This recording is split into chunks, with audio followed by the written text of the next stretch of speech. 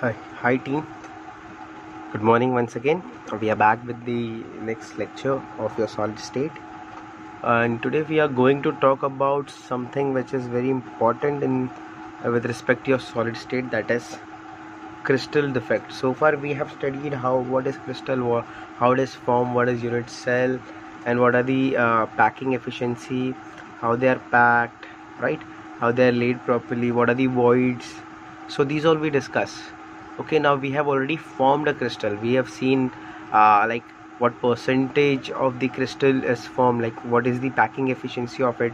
We have seen the density of the crystals. Now let us observe what are the defect which we get in a crystal. So guys, if we talk about crystal defect, or even we call it imperfections, it is what? Okay, so let's say we have a crystal, okay, or else let's see, these are some atoms and we are forming a crystal. Okay, this is the regular crystal, let's say. Okay, now if there are any deviation, let's say this particular atom moves out, or this particular particle moves out from this particular crystal, or some or the, let's say, or if some or the other atom comes and sits somewhere here, that means that we are disturbing the structure. That means we are disturbing the structure of a crystal. So any deviation from this perfectly ordered crystal structure, perfectly ordered crystal arrangement, will be called as crystal defect.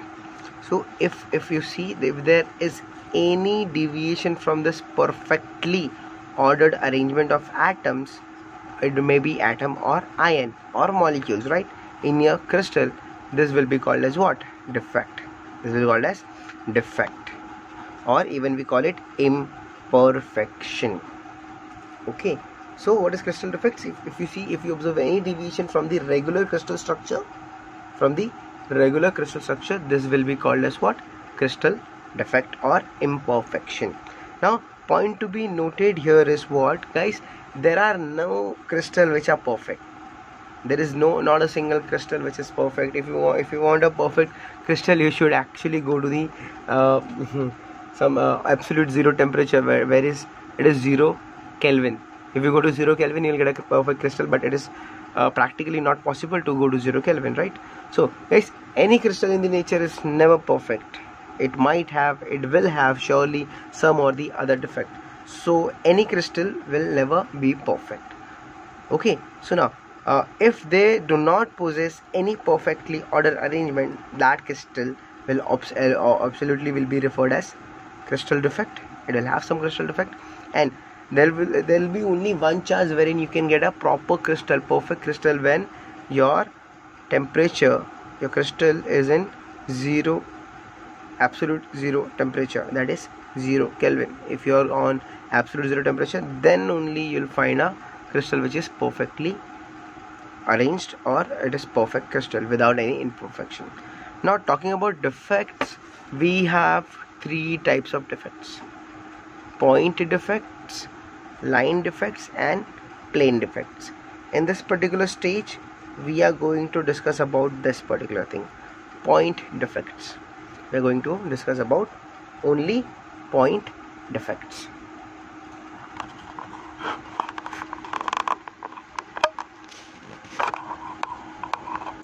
Okay, so talking about point defects. Okay, as we said that in this particular topic, in this particular chapter, we are going to discuss about point defects. So point defects is further classified into 3 more defects.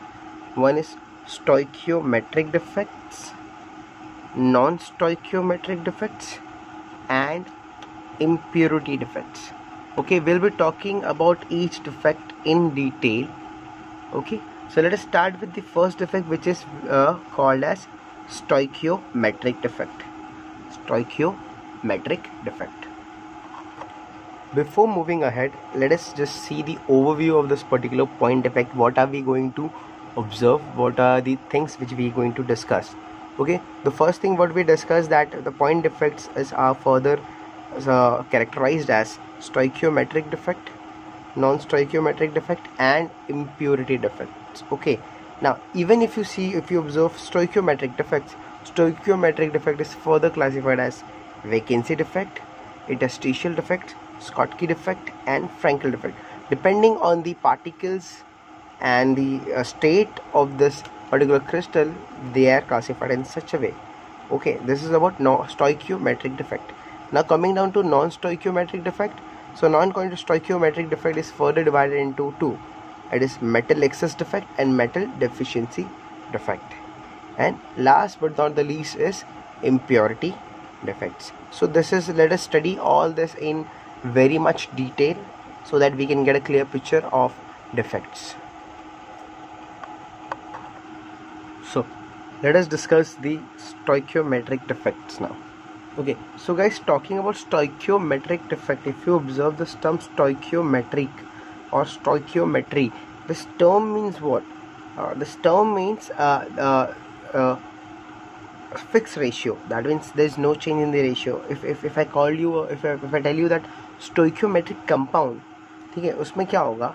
So जो भी compound, any compound in which there are, if there are any compound wherein you will find that number of positive and negative ions are exactly in the ratios indicated by their chemical formulae. That means, let us take an example of FeO. यहाँ पे number of cation कितने? यहाँ पे number of, okay, what is the ratio of F and E? That is 1:1, right? ये उनका chemical formula है. This is the chemical formula, right? So any compound in which the number of positive and number of negative ions are exactly in the ratio. They are exactly in the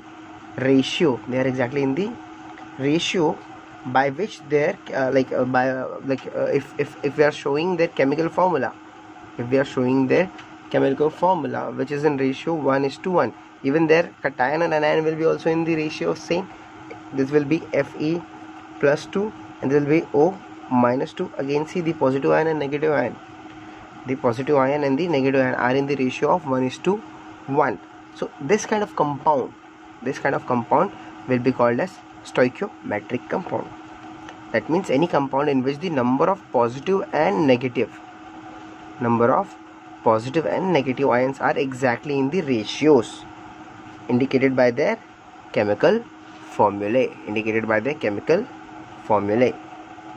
Okay, now if there is any defect which will not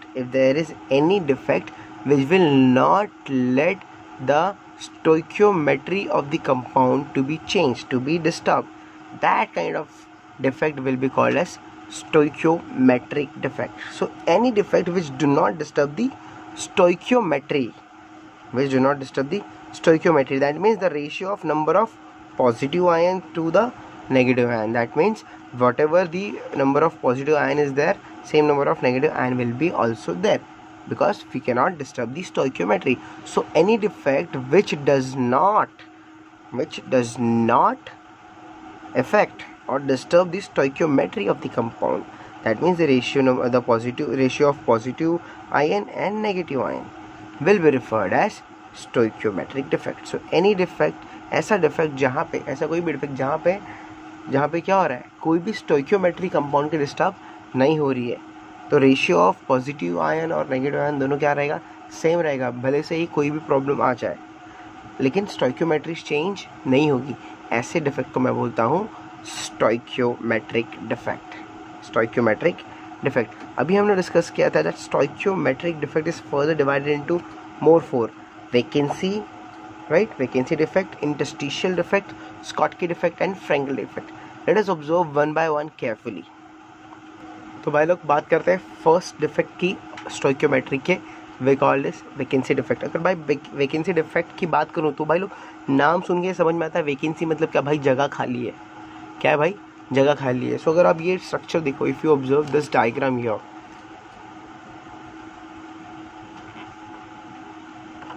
okay, if you observe this diagram here, यहाँ पे देखो crystal is arrange, the particles are arrange in a regular pattern, but भाई बीच बीच में कहीं particle गायब हो गए.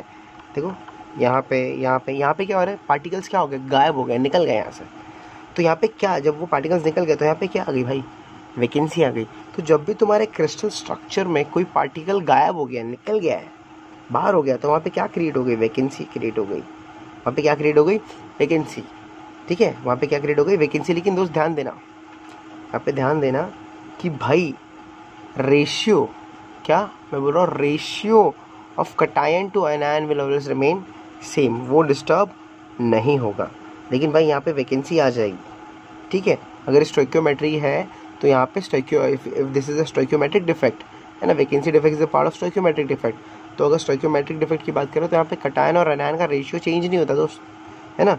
तो अगर एक कटायन निकल रहा है तो एनायन भी निकलेगा, और वहाँ पे क्या क्रिएट हो जाएगी, वैकेंसी क्रिएट हो जाएगी। और ऐसे डिफेक्ट को मैं बोलता हूँ vacancy defect. Let's see clearly so that we can understand.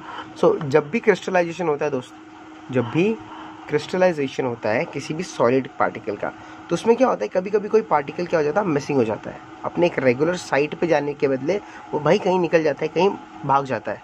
जैसे तुम्हारी तरह होता है, रेगुलर क्लास आने के बदले तुम कभी कहीं बंक मार के निकल जाते हो, कोई मरीन घूम रहा है, कोई कहाँ घूम रहा है, सब पता है। ओके, सो यहाँ पे क्या हो रहा है, आप मिस कर गए तो आपकी क्लास में आपकी प्लेस तो क्या रह गई, खाली रह गई। तो वहाँ पे जो डिफेक्ट आएगा, आपकी प्लेस जहाँ पे खाली रहेगी, तो वहाँ पे वैकेंसी आ गई। सो हम उसे क्या बोलेंगे, आपके लेटाइज स्ट्रक्चर में आपका जो क्लास का बेंचेस, आपका क्लासरूम है, वहाँ पे एक बच्चा कम है तो आपकी जगह पूरी खाली दिखेगी। तो वहाँ पे मुझे जो डिफेक्ट दिखेगा, उस डिफेक्ट को मैं बोलूँगा वैकेंसी डिफेक्ट। सो जब भी एक पार्टिकल मिस हो जाता है तो क्या बन जाती है, वैकेंसी बन जाती है। It creates a vacancy in the lattice structure and thus therefore the crystal is then said to be said by having a vacancy defect. Then we will call that this particular crystal is having what defect, vacancy defect. भाई अब vacancy defect एक और तरीके से हो सकती है, अगर आप सब्सटेंस को हीट कर रहे हो, if you heat the substance then also particles can jump and move out. Heat करने से क्या होगा, उनको एनर्जी मिल जाएगी। जब एनर्जी मिल जाएगी तुम्हारे पास पैसे आ जाए तो तुम चुपचाप थोड़ी बैठते हो भाई, तुम यहाँ वहाँ कूदते हो, यहाँ जाते यहाँ खर्च करो, वहाँ खर्च करो। तो जैसे ही थोड़ा पावर आता तो आदमी उड़ने लगता है। तो इसको जैसे ही हीट किया, थोड़ा पावर आया, तो ये क्या करेगा भाई, उड़ने लगेगा, ये अपना लेटाइज स्ट्रक्चर ही छोड़ के भाग जाता है। तो जब भी अपना लेटाइज स्ट्रक्चर छोड़ के भाग जाता है तो वहाँ क्या क्रिएट हो जाती है भाई, वहाँ क्रिएट हो जाती है वैकेंसी। और जब वैकेंसी क्रिएट हो गई तो खत्म। अच्छा, अब जब वैकेंसी क्रिएट हो गई, पार्टिकल्स उठ के भाग गए, तो भाई पूरे क्रिस्टल का जो मास होगा वो थोड़ा तो कम हो ही जाएगा, है ना भाई। Due to the absence of particle the mass of substance will decrease, है कि नहीं, क्या मास डिक्रीज हो जाएगा। लेकिन भाई स्ट्रक्चर वैसे का वैसा रहेगा, वॉल्यूम वही का वही रहेगा, बिकॉज बीच में से गायब हुआ है ना। तो ये वैसे का वैसा रहेगा, volume will not change, volume will not change. हाँ, मास डिक्रीज हो जाएगा। तो जब मास डिक्रीज हो गया, वॉल्यूम नहीं चेंज हुआ है। So we know what density, what density is, density is mass upon volume, density is what, mass upon volume. तो भाई मास तो क्या हो गया, कम हो गया, लेकिन वॉल्यूम कांस्टेंट ही है। तो ओवरऑल डेंसिटी क्या हो जाएगी, कम हो जाएगी, because density is directly proportional to mass and inversely proportional to volume. यहाँ वॉल्यूम तो चेंज हुआ नहीं है, क्या चेंज हुआ है, मास। तो भाई वैकेंसी डिफेक्ट में क्या चेंज आता है क्रिस्टल स्ट्रक्चर हो गया, क्रिस्टल स्ट्रक्चर में चेंज ये आता है कि क्योंकि पार्टिकल्स कम हो गए, मास कम हो गया, तो भाई उसका वॉल्यूम सेम रहेगा, volume will remain unchange, mass change हो जाएगा, जिसकी वजह से मेरी जो डेंसिटी है वो डिक्रीज हो जाएगी, the density will decrease. So this is what your vacancy defect says that. Vacancy defect simple है भाई, क्रिस्टलाइजेशन होने के टाइम पे कोई एक पार्टिकल निकल के भाग गया, ट्यूशन आया ही नहीं, क्लास में आया ही नहीं, बंक मार के घूम रहा है आराम से, तो जगह उसकी खाली रहेगी क्लास में, सब उसको याद करेंगे बेचारे को, और वहाँ पे मुझे डिफेक्ट दिखेगा, है कि नहीं। तो उस डिफेक्ट को मैं बोलता हूँ वैकेंसी डिफेक्ट, राइट। अब लेकिन क्या क्लास छोटी हो जाएगी उसकी वजह से, क्लास तो उतनी की उतनी रहेगी, बच्चे कम हो गए ना, मास कम हो जाएगा, तो डेंसिटी जो थी वो कम हो गई। It is that simple. Okay, I hope the vacancy defect is clear now. चलो भाई, अब नेक्स्ट डिफेक्ट की बात करते हैं वैकेंसी डिफेक्ट के बाद, which is the interstitial defect. भाई लोग, इंटरस्टिशियल का मतलब सुन लो पहले। इंटरस्टिशियल मतलब अभी हमने जब पढ़ा था क्रिस्टल स्ट्रक्चर, जब मेरे पार्टिकल्स आ रहे रख रहे, so there are some gap in between the particles के बीच में क्या है, गैप है। तो इन पार्टिकल्स के बीच में जो स्पेस बची हुई है, उस स्पेस को मैं बोलता हूँ इंटरस्टिशियल स्पेस। दो पार्टिकल्स के बीच की स्पेस, चार पार्टिकल के बीच की स्पेस, ऐसे स्पेस को मैं बोलता हूँ इंटरस्टिशियल स्पेस और इंटरस्टिशियल साइट।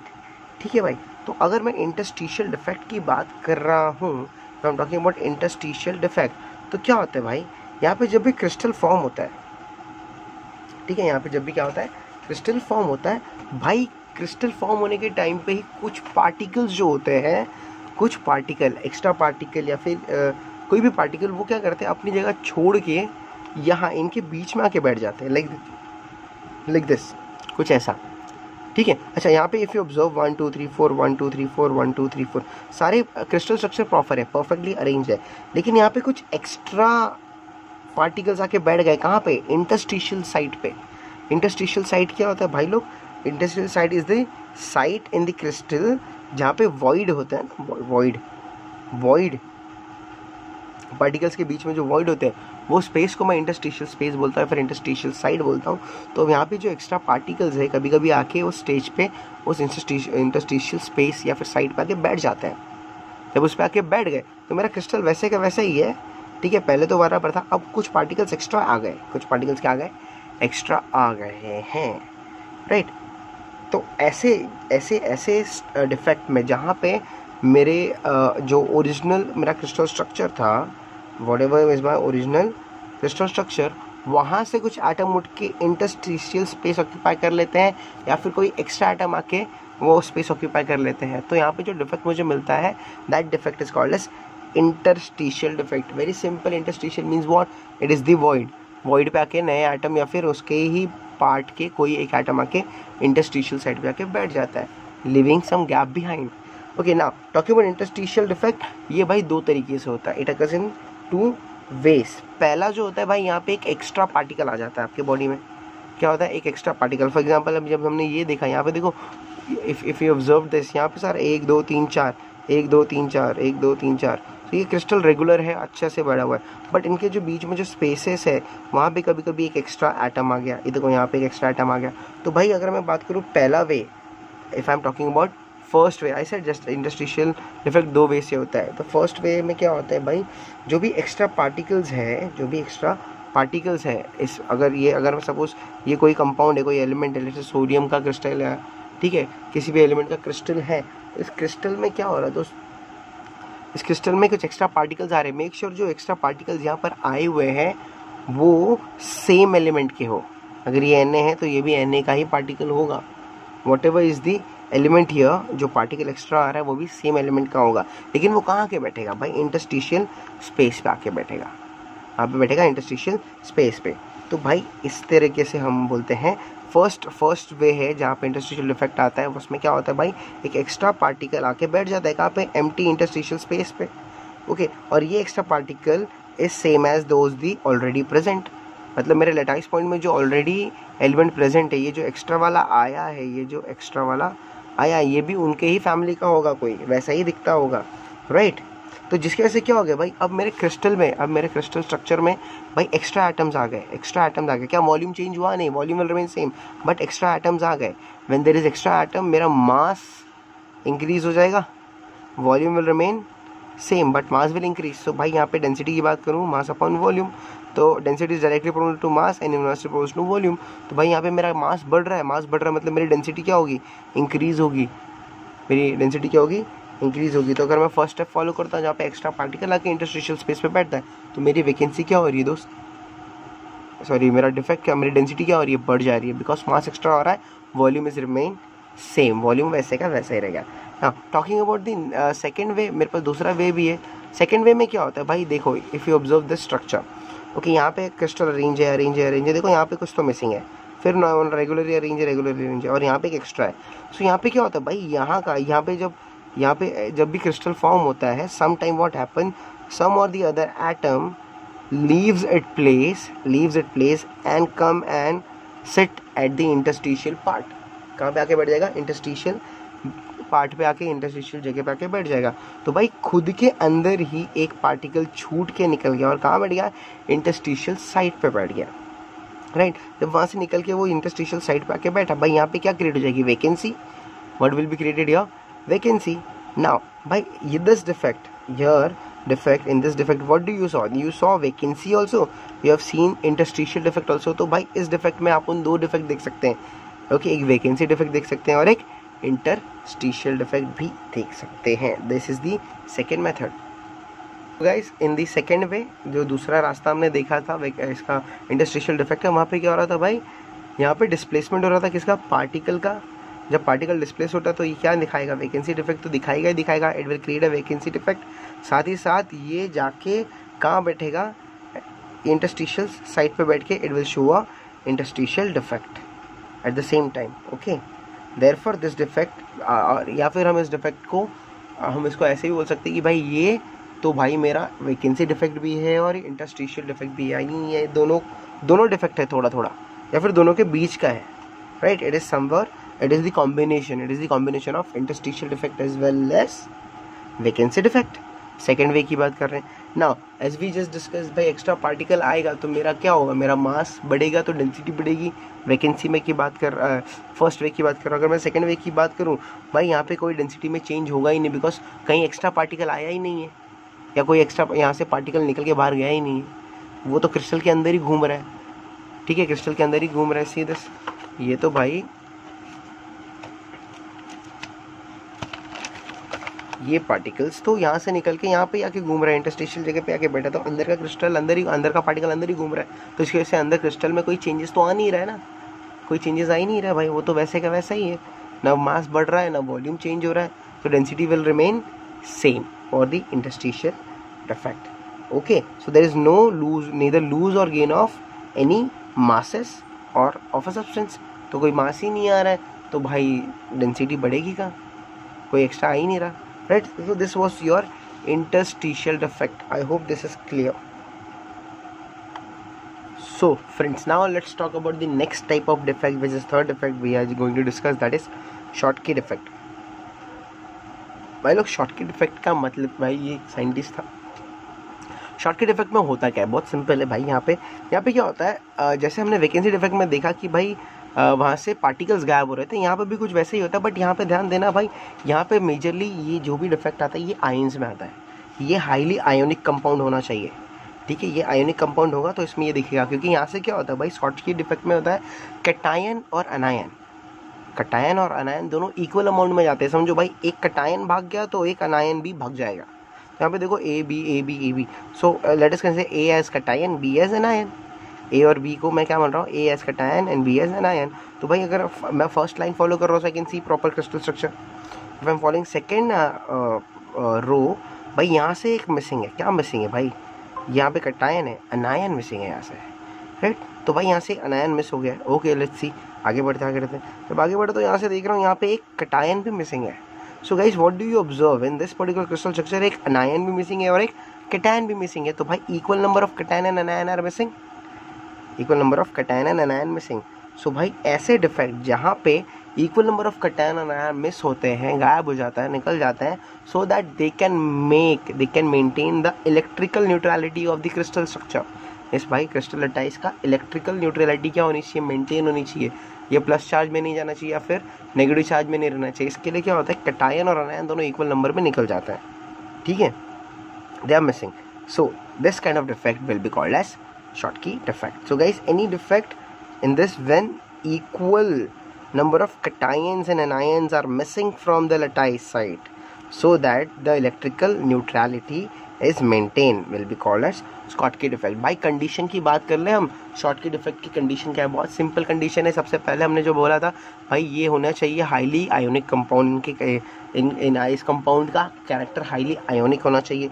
दूसरा क्या भाई, इसका कोऑर्डिनेशन नंबर ज़्यादा होना चाहिए। कोऑर्डिनेशन नंबर हमने बहुत डिस्कस किया था गाइस। कोऑर्डिनेशन नंबर मतलब भाई each particle of the crystal is touching how many other particles, right, कितने और जन से कोऑर्डिनेट कर रहा है उसको हम कोऑर्डिनेशन नंबर बोलते हैं। जिस भी क्रिस्टल का कोऑर्डिनेशन नंबर ज़्यादा होगा, that crystal will can show Schottky defect. Okay, दूसरा क्या हो गया भाई, इसका डिग्री ऑफ आयोनिक कैरेक्टर ज़्यादा होना चाहिए, इसका कोऑर्डिनेशन नंबर ज़्यादा होना चाहिए, किसका, अनायन का। और सबसे बड़ी बात क्या है यहाँ पे, एनायन और cation, if I talk about anion and cation, दोनों के बीच में जो डिफरेंस होता है साइज का, वो भी बहुत कम होना चाहिए। सो कैटायन और एनायन का डिफरेंस बहुत कम होना चाहिए। जब भी दोनों का डिफरेंस कम होगा, बहुत एकदम इक्वल नहीं होंगे बट थोड़ा तो डिफरेंस होगा ही होगा, लेकिन क्या होना चाहिए, कम होना चाहिए डिफरेंस। जब डिफरेंस कम हो गया, लेट्स से एक 1 है तो दूसरा 0.9 होना चाहिए, राइट।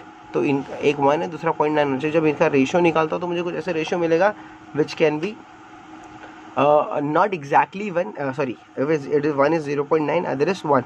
तो जब मैं रेशियो निकालता हूँ, किसका रेशियो निकालता हूँ, कटायन और एनायन का, radius of cation and radius of anion. If I am taking out the ratio, तो मुझे जो रेशियो मिलेगा वो क्या मिलना चाहिए, नियरली 1 मिलना चाहिए या फिर 1 से थोड़ा ही छोटा मिलना चाहिए.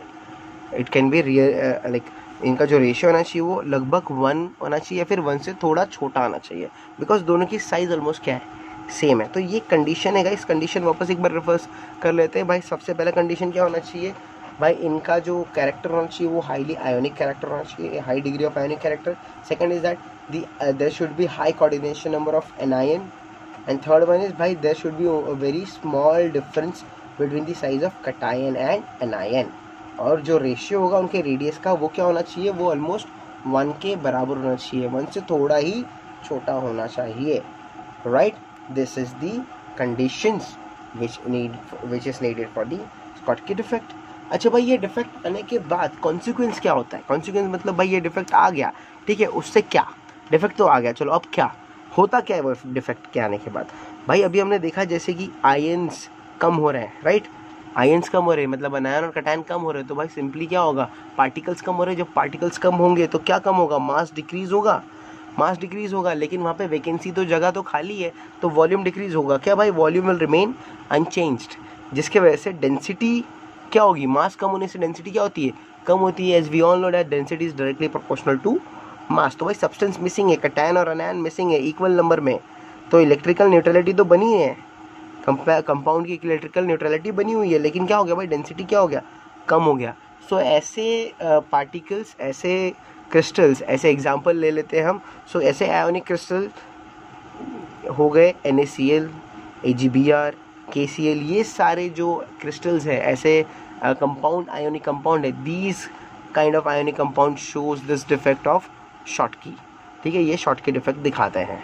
Okay, I hope Schottky defect is clear. Simple सी बात है भाई, बहुत नल्ला है.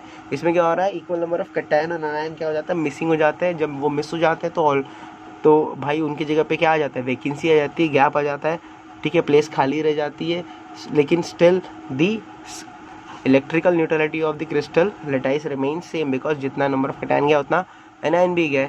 ठीक है, दूसरा भाई क्या बोल रहा है, कंडीशंस क्या क्या है भाई, high degree of ionic character होना चाहिए, कोऑर्डिनेशन नंबर क्या, एनायन का कोऑर्डिनेशन नंबर ज़्यादा होना चाहिए, और भाई radius of cation and anion का रेशियो जब मैं निकालूँ तो वो इट शुड बी नियरली 1 से थोड़ा ही छोटा होना चाहिए. राइट, और मास कम हो जाता है पार्टिकल का, लेकिन वॉल्यूम सेम रहता है, जिस वजह से डेंसिटी भाई कम हो जाती है, डेंसिटी कम हो जाती है. और कौन से टाइप के क्रिस्टल्स या कौन से टाइप के कंपाउंड्स ये डिफेक्ट दिखाते हैं, crystals of NaCl, crystals of AgBr, crystals of KCl shows Schottky defect. Okay, I hope Schottky is clear now.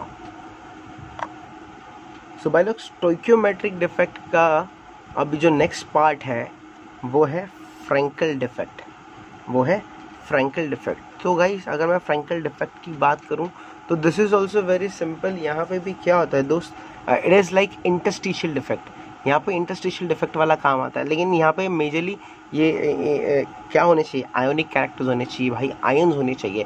और बेस्ट पार्ट क्या है भाई, यहाँ पे भी वैसे ही कुछ हो रहा है. यहाँ पे क्या गायब हो रहा है भाई, यहाँ पे जो आयन्स गायब हो रहे हैं वो कहाँ के बैठ रहे हैं, इंटरस्टिशियल पोजीशन पे आके बैठ रहे हैं. They are coming and sitting on the interstitial lattice. तो वो अपनी जगह छोड़ के कहाँ पे आके बैठ जाएंगे भाई, वेकेंट, जहाँ पे भी वॉइड्स है, जहाँ पे भी इंटरस्टिशियल स्पेसेस है लेटाइस की, वहाँ आके बैठ जाएंगे.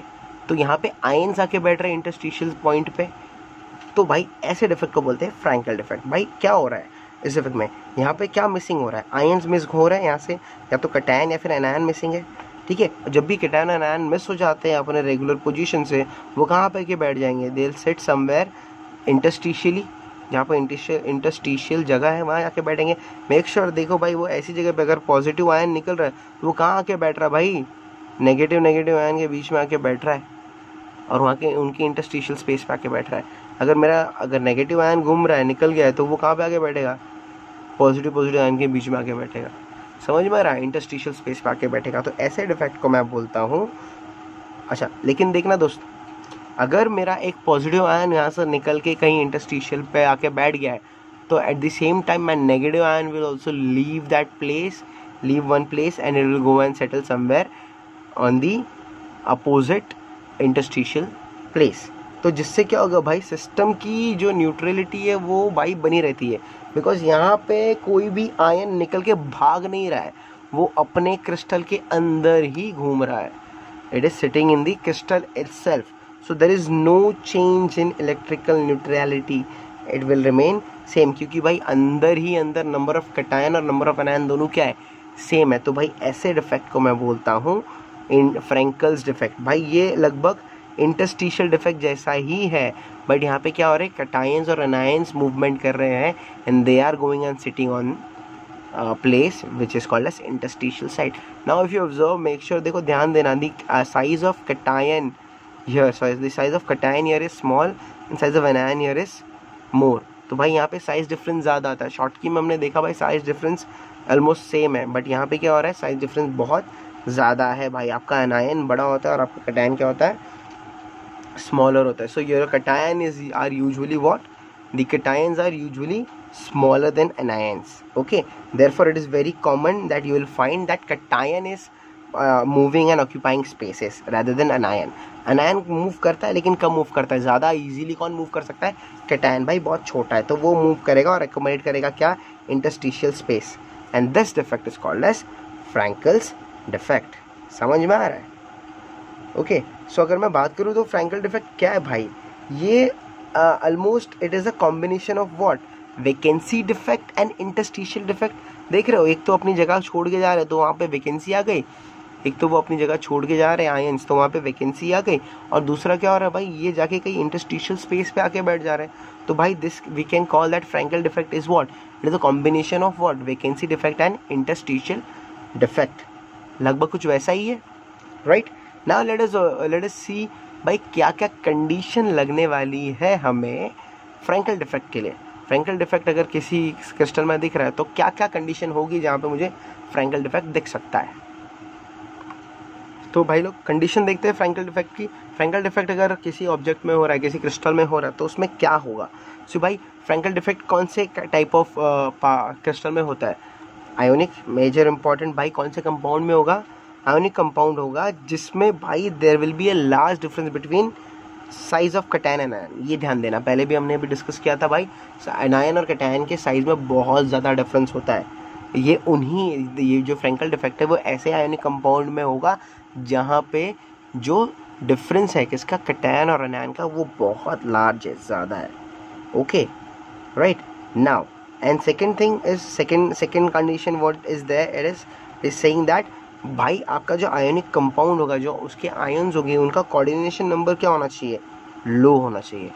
The coordination number should be low. हमने शॉर्ट की में देखा था भाई, वहाँ का क्या बोल रहा था, coordination number of anion should be high, but Frenkel में क्या बोल रहा है, कोऑर्डिनेशन नंबर क्या होना चाहिए, आयन्स का कम होना चाहिए. Okay, this is the condition of your Frenkel defect. Now let's see what are the consequence. मतलब भाई अगर डिफेक्ट आ गया तो क्या क्या चेंजेस मिलेंगे मुझे, मेरा क्रिस्टल कैसा दिखेगा, क्या क्या प्रॉपर्टीज उसकी होगी.